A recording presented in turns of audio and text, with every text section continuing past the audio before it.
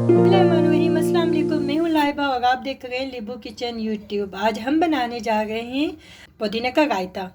तो वो कैसे बनता है इजीली। तो यहाँ पर मैंने लिया है 1 कप दही, जिसको पहले से फेंट के रखी थी। तो इसके अंदर हम शामिल करेंगे 1 टीस्पून पुदीना पिसा हुआ।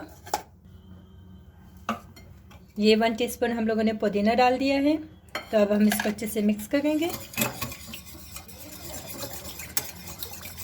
और साथ में हम इसमें नमक ऐड करेंगे 1/2 टीस्पून।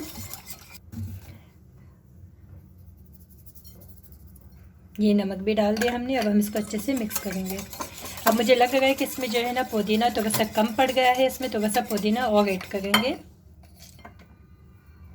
ये देखिए हमारी इतनी जल्दी सी रेसिपी रेडी हो गई है। आई होप कि आपको ये बहुत पसंद आई होगी।